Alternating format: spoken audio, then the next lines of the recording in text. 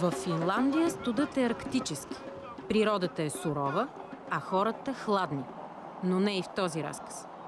В него нощите са бели, слънцето е високо над хоризонта, а лятото е повод за чаша шампанско на тревата. Точно до търговската улица в Хелзинки. Тази Финландия няма нищо общо с клишетата. Сигурно защото е в сезона на фиестата.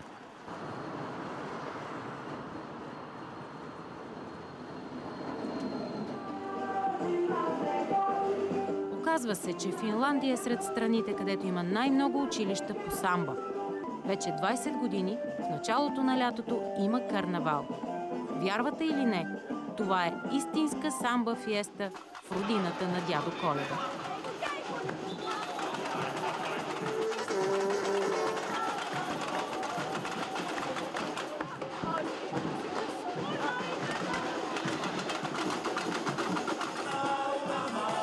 Участват 7 школи, 1000 танцори, музиканти и жонгльори от цяла Финландия.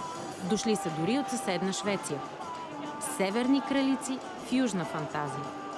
Участниците са приготвили всичко сами. Костюмите, хореографията, дори текстовете на песните са на фински. И всеки помага с каквото може. Ето я и най-аплодираната група. Учениците по португалски към Бразило-финския културен център. А сред тях е българката Яна. Завършила международни отношения в Хелзинския университет. Сега пише дипломна работа, а за удоволствие учи португалски. Една българка на бразилска фиеста в Хелзинки. Цяла година финландците, които иначе седят в офисите с вратовръзките пред компютрите, веднъж в седмицата отиват, танцуват самба, за да дойдат тук днес на площада и да покажат пред всички тази енергия, тази жизнерадост, която може би само веднъж в годината им се отдава да покажат. На съседната улица фиестата продължава. В другия край на градинката се събират за сватба. А в цял Хелзинки по тревата няма свободно място. Питам Яна за финландците и нравите. Тя ги познава, тук е от години.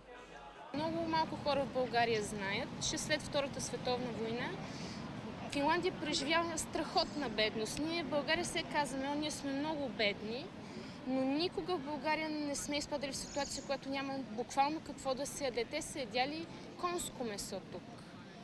Но чрез работа заедно, един за друг, те са постигнали този стандарт на живот, който е един от най-високите в Европа в момента. И според мен това е едно от техните най-добри, най-силни качества.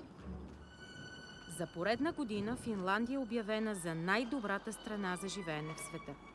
Според световни класации, финландците имат най-добрите показатели за здравеопазване, качество на живот и икономическа динамика. А образователната им система е пословично добра. Как са го постигнали? Депутатът Пека Хаавистос е от Зелената партия. И кой знае, може би е бъдещият президент на Финландия. Кандидат е в следващите президентски избори. Питам го къде е ключът към успеха. А той отговаря без да се замисли. Образованието. Имаше един международен форум. Обсъждаха се различни училищни системи и подходи. Всички бяха категорични, че финландската образователна система е на най-високото ниво. Това е битка, която водим всеки ден. Битка с добре премислени ходове, защото по традиция финландските ученици са с най-добри резултати в Европа. Експертите казват, че дори по-слабите финландски ученици имат по-добри знания от връстниците си в други страни. Какво прави образователната им система толкова добра? И тук първолаците тръгват на 7 години. Въпросът е какво става след това. Основният принцип на финландската образователна система е равнопоставеност за всички без значение етнос и социално положение. Това означава, че искаме да гарантираме на всички деца еднаква подготовка за живота. До 15 годишна възраст всички деца са в еднакъв тип училище. Няма частни училища в основното образование. Основните училища са безплатни и са за всички в обществото, но родителите ще бъдат наказани, ако детето им не посещава училище. Затова смятам, че на законово ниво системата също трябва да работи добре. Всеки родител може без притеснение да запише детето си в най-близкото училище. Тоест, няма нужда да хабят излишна енергия да търсят кое училище е по-добро, по-елитно. Просто си записват детето там, където им е най-удобно. Покрай успешната финландска система дори заговорили за образователни туристи. Чужди експерти често ползват финландския опит. Например, в Уелс са взаимствали от финландския модел. Образованието в Финландия гарантира равен старт за всички, без значение етнос и социално положение. Основното образование е безплатно във всяко отношение. Обучението, транспорта, учебните материали и пособията. Освен това, всяко дете получава безплатно топла храна през деня. Съгласете се, че това е важно за всички деца. Без значение произхода им, да не говорим за тези с социални проблеми, които с безплатното образование са напълно облегчени. Държавно, безплатно, достъпно. Няма класа с повече от 20 деца, за да може с всеки да се работи индивидуално. Освен учителят, в клас има и помощник учител. Работи с изоставащите в уроците деца. Материалът е един и същи за всички, дори и за тези в неравностойно положение. Един от основните принципи е, че не насърчаваме свръхнадареността. Нашата сила е в това, че ние обръщаме специално внимание на децата, които не се справят и изоставят в клас. Имаме тясна връзка между училището и дома. Индивидуално се работи с всеки, включително се търси връзката и с родителите. Уж подобни черти, а накрая образът различен. Ето и още разлики. Например, тревата тук може да се газва и е най-удобното място за четене. А финландците са научени да четат. Лятната ваканция е започнала, но училищните занимания не спират. Лагери, семинари, школи. Големите се занимават с малките. Тренират футбол в парк. Не е кой знае какво, но е важен принципът. В свободното време големите са ангажирани. Не се шляят, приобщени са, възпитават ги на отговорност. А малките, те са щастливи. Вярвате ли, че да се ходи на училище е удоволствие? Защото финландците наистина го мислят. Ние работим за това те да обичат училището. То трябва да създава положителна атмосфера, да няма принуда, а обучението в някаква степен да бъде дори забавно, да става по приятен, лек начин. Най-желаната професия сред младите не е адвокат или финансист, а начален учител. Казва, че за тази специалност в университета се влизало по-трудно, отколкото дори за лекар. Финландският учител е уважаван. Стои високо в социалната иерархия. Финландският учител е цар в класната стая. Той решава какво да прави, той преценява кое дете от какво има нужда. Те фактически ги обучават да мислят индивидуално, да мислят като свободни хора и да не се съобразяват с цензура, да не се съобразяват с официалните мнения, просто сами да изграждат своите мнения. И това започва от учителите от първи клас, започва от учителите от детската градина, защото те са тези, които показват на децата, че ето можеш и сам да решиш кое е правилно и кое не е. А кандидат-президентът си признава, че е по-лесно да се води политически пазарлък, отколкото да се преподава пред черната дъска. Разбрал го от личен опит. За малко бях учител, но трябва да си призная, че беше много трудно. В класа имаше 11-12 деца. След този мой опит се чудих как изобщо оцеляват учителите. Финландците са нетърпеливи за лято и всеки му се радва, както и където може. Дори това да означава стълбите на лютеранската катедрала. Както се шегуват тук, миналата година лятото било цяла седмица, а тази ще е до четвъртък. И в Хелзинки бърза да не изпуснат времето за ремонт. Без нерви, без задръстване, багерът чака автомобилната колона да се изтегли. После отново ще продължи работа. Никой не пречи и не ругае другия. Най-ценното, което аз съм придобила тук, е, че колкото и абсурдно да звучи, че в една такава страна, която е заврята в едно ъгълче северно, изолирана, това, което човек може да се научи, е на една толерантност и на една отвореност към света.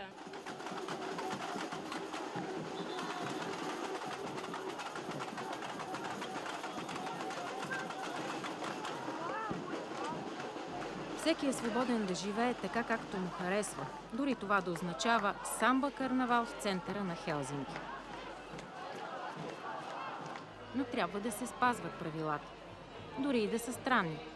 Като, например, алкохолът на открито е разрешен, но само ако се консумира с храна. Финландия изглежда подредена, удобна за живеене страна, където всеки уважава личното пространство на другите. Не всички в Хелзинки са в самба еуфория. Карнавалният шум за нея е чужд. Тя обожава Мария Калас и отлично знае, че свободата да бъдеш самия себе си има висока цена.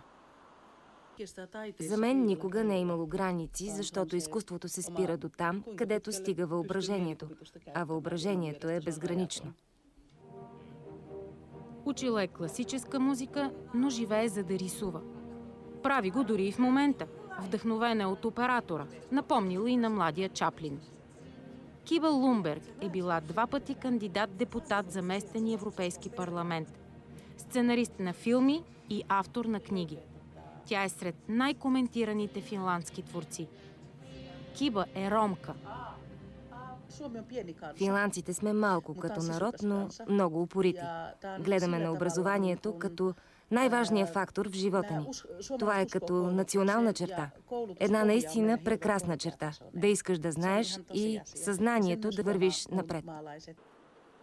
Киба и Карина са самишленички в галерията Слънце и приятелки в живота. Наскоро написали детска книга за Дефи и Айно. Книжката е за деца от 6 до 100 годишни. Тя е за толерантността. Разказва се за малката Айно, която мрази да ходи на училище, защото там има емигранти и роми. После обаче се появява Дефи, която й разказва защо понякога хората напускат родината си или изглеждат по-различно от останалите. Нали така, Киба? Разказва как два свята могат по някакъв начин да се срещнат. Сега, когато създадохме тази книга, интересно тя на къде ще тръгне. Защото книгите пътуват към различни страни, различни места, срещат различни хора. И те двете пътуват. Наскоро се завърнали от Венеция, където Киба има пленери и рисува фрески. Но своето голямо пътуване художничката започнала, когато била на 13. Избягала от семейството и ромските традиции. Ще използвам думите на Чарли Чаплин, че още от рождението си осъзнаваш, че си различен и това не се отнася до националност, етнос, цвят на кожата, става дума за нещо дълбоко, за творчески заряд, като осъзнаване е. Бунтува се срещу ромските нрави, но не крие произхода си. Не приема вендетата в родовите канони, но я рисува в картините си. Киба описала живота си в комикс, разказала го в телевизионен сериал, а после цяла Финландия заговорила за нея и ромската култура. Питам ви какво е културата. Да спазваш обичаите или етническия произход. Аз не се отричам от етноса си, но нямам култура, към която принадлежа. Не спазвам обичаи, искам да съм независима, самостоятелен творец, мислител. Аз имам своя собствена култура. Толкова е различна, че дори света й е тесен. Какво остава за ромската общност тук? В Финландия ромите са 12 000. Наричат ги каале. Дошли са от Швеция преди 500 години. В зимната война през 1939 дори се били срещу Съветския съюз. В Хелзинки конските каруци минават само с рекламна цел. Ромите тук държат на старите традиции, но са пълноценна част от финландското общество. Нужна е наблюдателност, за да се различат. Толкова са се приобщили, особено мъжете. А казват, че жените са още по-колоритни. Както има и шведско малцинство, както и лапландците живеят в Северна Финландия, имат местна автономия, така и до някаква степен и финските роми са възприемани като част от това общество. Изучава се в университета тяхната култура, техния език, т.е. вече те са наравно с останалите етноси в Финландия. Имаме късмет, че финландските роми ценят образованието. За тях то е важно. Самите ромски семейства създават такова отношение, че на училище си заслужава да се ходи, защото иначе няма да успеят в живота. Години наред организирахме срещи с ромите, за да разясняваме тези въпроси. И сега, например, немалко помощник учители в клас са роми. Оглеждаме се за финландски роми, но непрекъснато попадаме на роми-гастрольори. Тези са румънци, но в Хелзинки е пълно и с български роми. Разпределили са си всеки ъгъл от търговската улица. Румънските роми просят съжаление с момини сълзи, откъснати от най-близкия парк. Не им върви особено.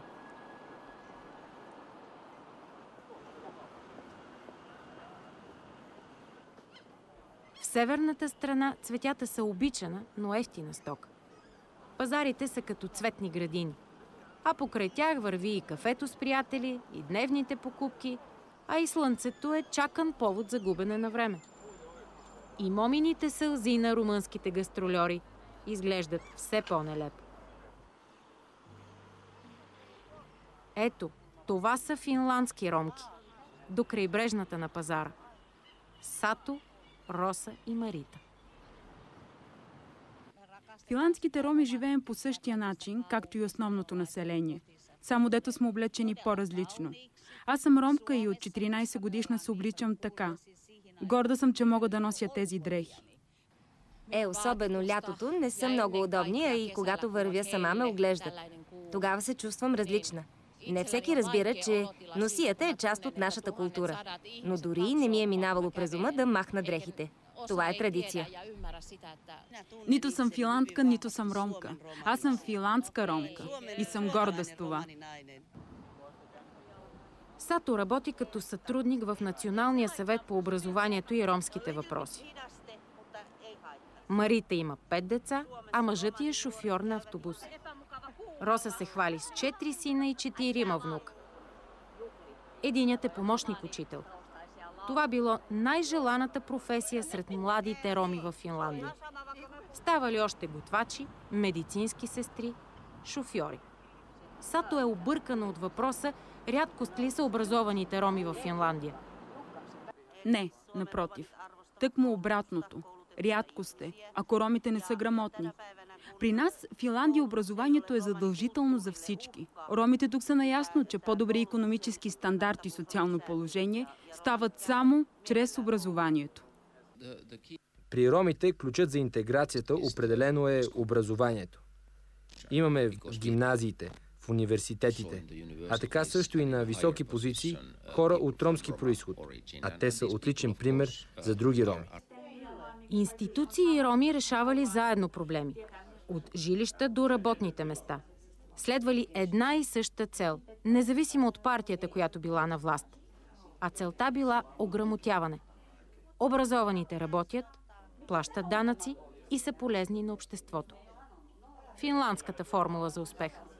Разбира се, има още проблеми с ромски семейства, които са бедни или родителите не насърчават децата да ходят на училище. Тогава се задейства и социалния сектор.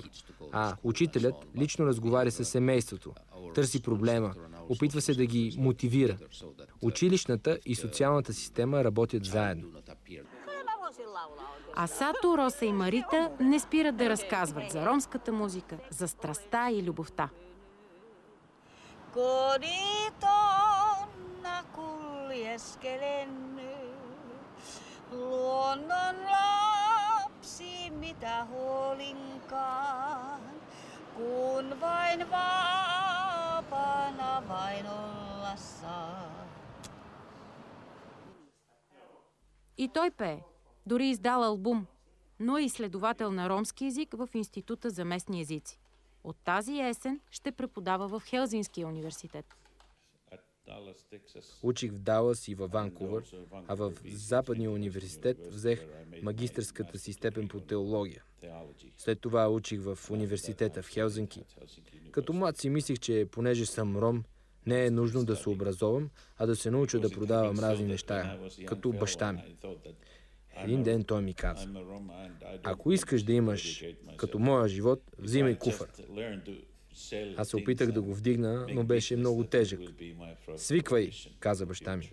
Ще продаваш от врата на врата. Сам си го избра. Ако се образоваш, ще имаш друго бъдеще. И отидах да уча. Масата е отрупана с книги на ромски език. Учебници, помагала, дори книжки за бъдещи майки. На ромски е преведено Евангелието на Лука и още няколко текста от Библията. От поколения насам църквата в Финландия активно помага за приобщаването на ромите. Мост е между малцинство и мнозинство. Поощрява дори смесените бракове. Най-важното за мен беше, че от правителството ме помолиха да преведа на ромски език началната им страница в интернет. Освен това, и сайта на Социалното министерство е на ромски.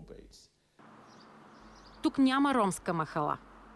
Роми и финландци живеят врата до врата. Това било първото, за което се погрижили властите. Марита е гостоприемна и отваря дома си за нас. Нещо като домоуправител на блока е.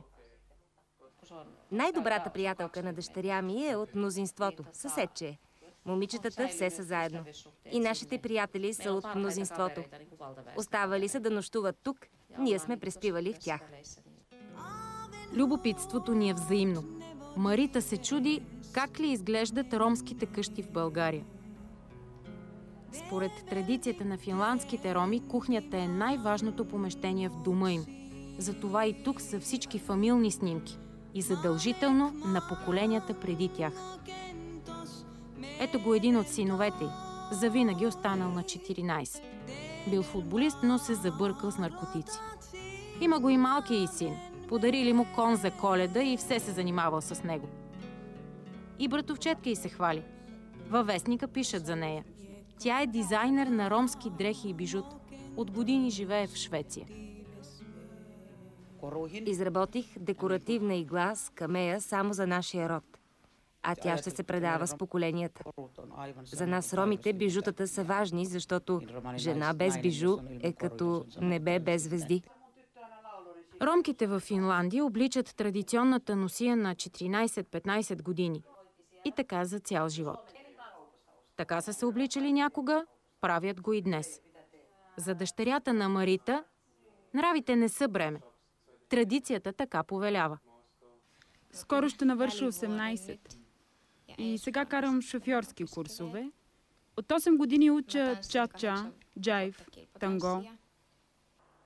Желанието на Лелей да намери наследничка бижутер няма да се сбъдне. Регина мечтае да е медицинска сестра. И другото роднинско дете, Янита, също е избрала професията си. Фармацевт. Първият фармацевт в рода. Заради университета Янита ще облече носията до година. На есен ще съм във втори курс фармацевтика. В свободното си време съм с брат си. Подреждам у дома или съм с Регина и приятелите. Ходим на кино, на разни ромски празници. В нашата енория има хор и аз пея там. Отразената мечта на българската действителност, нали? От цветния пазар няма и следа. Само гладните чайки търсят остатъците.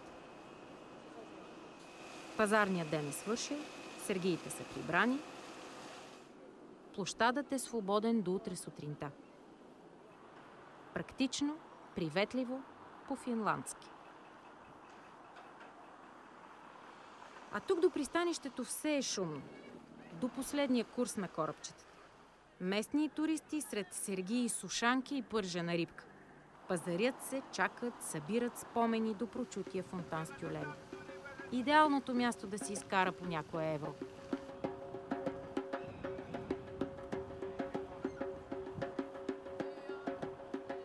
Само за миналата година от общо 3300 заявления за бежанци, 500 са български. Трети сме след сомалийците и иракчаните. Разказват ни, че го превърнали в бизнес. Докато чакали отговор по молбите, българите, повечето роми, използвали системата.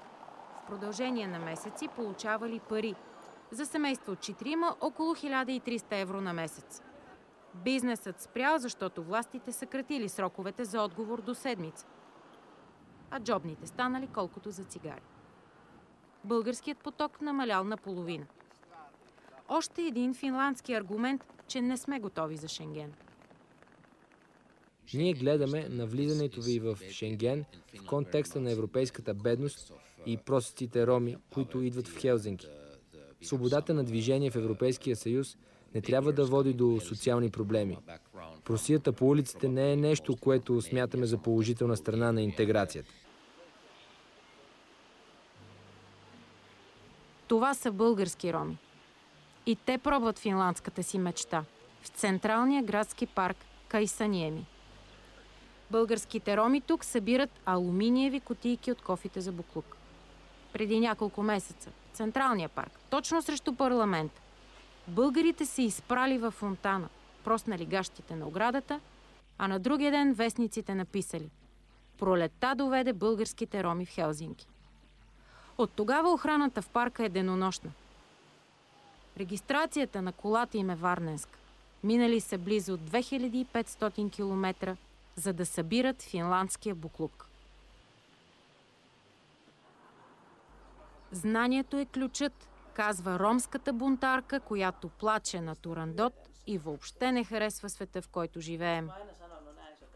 А най-красивата дума на ромски не е любов, пари, нито щастие.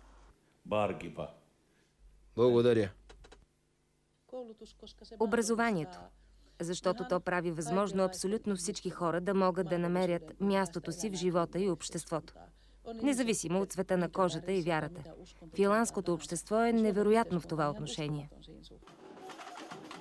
Самба карнавалът изглежда към края си. Минават последните участници, доколкото са им останали силите. Така и не разбрахме коя школа печели. Но май за никого тук това няма значение.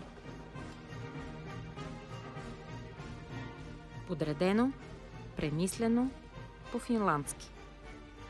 Сигурно финландците и до година ще са на върха на класациите, защото успехът е заложен за тях в най-важното – образованието.